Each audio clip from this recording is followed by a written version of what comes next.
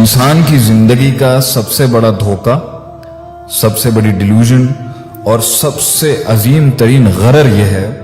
कि वो समझता है कि उसकी जिस्मानी नीड्स जो हैं, जो उसकी जिस्म की ज़रूरियात हैं, खुराक है, उसकी ज़ाहरी ज़रूरियात हैं, कपड़े हैं, घर है, रोटी है, कपड़ा है, मकान है, लोग हैं, सोसाइटी हैं, ये उसकी रूहानी ज़रूरत से ज़्यादा है। हम इस बात के मुनकिर नहीं, या दीन इस्लाम इस बात का मुनकिर नहीं कि इंसान की रिज्क जो है, उसकी ज़रूरत, उसकी जिस्म की ज़रूरत, उसकी नशोनमा और उसकी तहसीन और उसकी तकमील, उसका दिफा और उसका जमाल, इसको एक्चुलाइज करना और इसको पाए तकमील तक पहुँचाना उसकी बुनियादी और बेसिक नीड है और उसके राइट्स भी हैं। मगर रूहानी ज़रूरत को, इंसान की कल्बी इत्मीनान को, उसके रूहानी सुकून को, जिसका ताल्लुक उसकी ज़हनी करार के साथ है, ज़हनी राहत के साथ है, कल्बी सुकून के साथ है, इसको माइनस करके या इसकी नफ़ी करके इंसान नहीं रहता, तो इंसान सुकून में कैसे आएगा। अल्लाह ताला उन लोगों के बारे में जो रूहानियत को माइनस करके या इसकी ताख़ीर करके सिर्फ जिस्म की भूख को पूरा करने के पीछे ही लगे रहते हैं, उनको तो कुरान में कहता है अल्लाह, उलाइका कल अनआमी बल हुम अदल, ये तो गुमराह हैं और जानवर से भी बदतर हैं। और कहीं तो अल्लाह ताला फरमाते हैं अवमन कान मैतन फाहयैनाहु, ये इसी तरह के मुर्दा सोच के लोग ही तो होते हैं जो सिर्फ जिंदगी का मकसद फिजियोलॉजिकल नीड्स, खाना पीना, एक जगह से फिर दूसरी जगह जाना और अपने जिस्म को राहत पहुंचाने का ही जिंदगी का असल मकसद समझते हैं। ये तो मुर्दा दिल लोग होते हैं। फाहयैनाहु, हम इनकी रूह को जिंदा करते हैं हिदायत के साथ, जिसको अल्लाह चाहता है।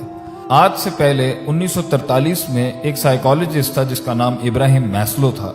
उसने एक थ्योरी ऑफ नीड्स और ह्यूमन मोटिवेशन बिहेवियरल साइकोलॉजी के इंसान की नफ्सियात कैसे उसके रवैये और उसके बिहेवियर के ऊपर मुतासर होती हैं, उस पर उसने एक थ्योरी दी थी, जिसमें उसने कहा था कि इंसान की सबसे पहली ज़रूरत उसकी फिजियोलॉजिकल, उसकी हिस्सी ज़रूरत है, जो कि जिस्मानी ज़रूरत है, खाना पीना पहनना कपड़ा अशिया और ये।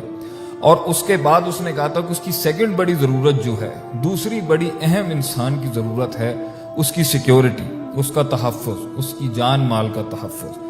और तीसरी उसने कहा था कि उसकी तीसरी ज़रूरत इंसान की जो है, जो प्रायोरिटी में आती है, वो है उसका सोशल सर्कल, उसकी बिलोंगिंग, कि वो कौन है, वो कहाँ बिलोंग करता है, उसका कबीला क्या है, उसकी ज़ात क्या है, उसकी मतलब लोग क्या है, उसका सोशल स्टैचर क्या है, उसका सोशल बिलोंगिंग क्या है, माशरा जिसे हम कहते हैं। और इसके बाद वो कहता है कि इंसान की पहले ज़ाती ज़रूरियात हैं, फिर उसके बाद उसकी तहफ़्फ़ुज़ और जिस्म की सिक्योरिटी है, फिर उसके बाद लोग हैं, फिर उसके बाद रिलीजन है, मतलब दीन है, और फिर सेल्फ एक्चुअलाइजेशन, इंसान अपनी हकीकत के कमाल के दर्जे तक पहुंच जाता है। इसका एक लिहाज से तो इस एस्पेक्ट को देखा जा सकता है कि इंसान के रिज़्क़ की ज़रूरत है, खाएगा पिएगा, नहीं तो जिंदा कैसे रहेगा। लेकिन सूरे इब्राहीम की आयत नंबर 38 के अंदर इब्राहीम अलैहिस्सलाम की उस दुआ का क्या करें, जिसके अंदर उन्होंने अल्लाह ताला से, जब उन्होंने इस्माइल अलैहिस्सलाम को और हाजरा अलैहिस्सलाम को एक ऐसी वादी में छोड़ दिया, बिवादिन गैरि ज़ी ज़र्इन, जिधर कोई खेती बाड़ी नहीं थी, सफ़ा और मरवा के पहाड़ियों के बीच के अंदर कोई इंसान नहीं था, कोई माशरा नहीं था, किसी किस्म का कोई मस्कन नहीं था, कोई खुराक नहीं थी, पानी नहीं था, लोग नहीं थे, कोई सिक्योरिटी भी नहीं थी। ऐसी जगह पर छोड़ के गए। अल्लाह ने हुक्म दिया कि यहाँ छोड़ के जाएं, कि जहां पर ना इंसान था और ना ही किसी किस्म का सहारा।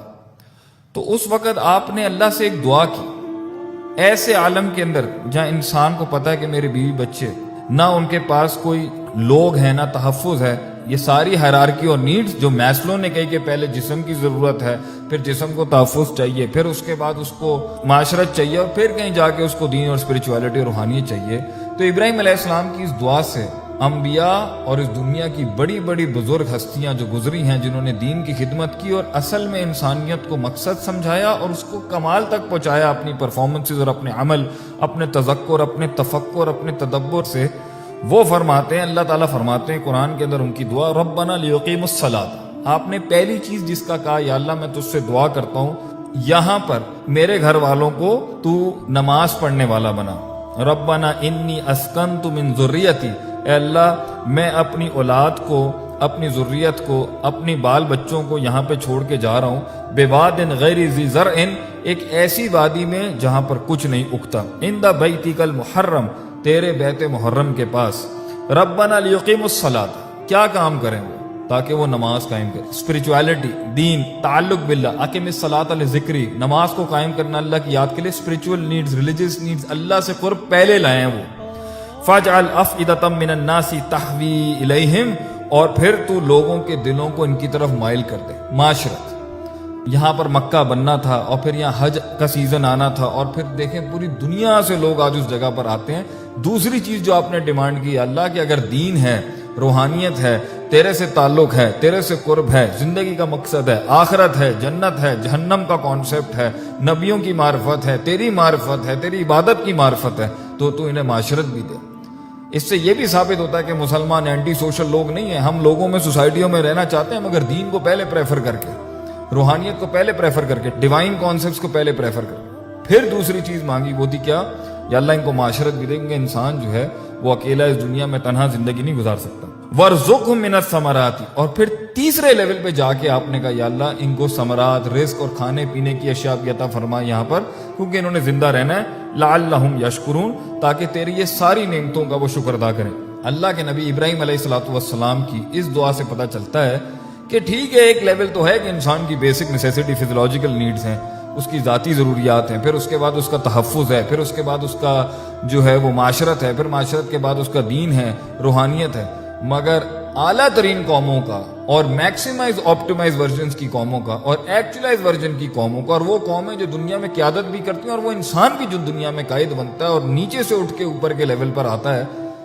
اس کی پہلی ضرورت روحانی ضرورت ہوتی ہے، پھر معاشرت ہوتی ہے، اور پھر وہ رزق اور پیٹ کے ان مسائل کی طرف جاتا ہے جس کی وجہ سے انسان اللہ کا انکار بھی کرتا ہے، اور جس کی وجہ سے اس دنیا کی اپنی ضرورت سے زیادہ نیڈز کو کراس کر کے وانٹس پر جب جاتا ہے اور ڈیزائرز اور شہوات کے پیچھے لگتا ہے، تو پھر دین بیداری آتی ہے، پھر اس دنیا کی زندگی کے اوپر، اس مچھر کے پر جیسی زندگی کے اوپر، اس مچھر کے پر جیسی دنیا کے اوپر، جسے سجن المومن کہا گیا ہے کہ مومن کا قید خانہ و جنت الکافر کہا گیا ہے، جسے جناح بعوضہ کہا گیا ہے کہ یہ مچھر کے پر سے بھی زیادہ قلیل ہے اس کی حیثیت اللہ کے ہاں، انسان اس کو بڑا بناتا ہے اور روحانی، قرآنی، شرعی زندگی سے دور بھاگتا ہے۔ اللہ تعالی ہمیں ابراہیم علیہ السلام کی اس دعا کے مصداق میں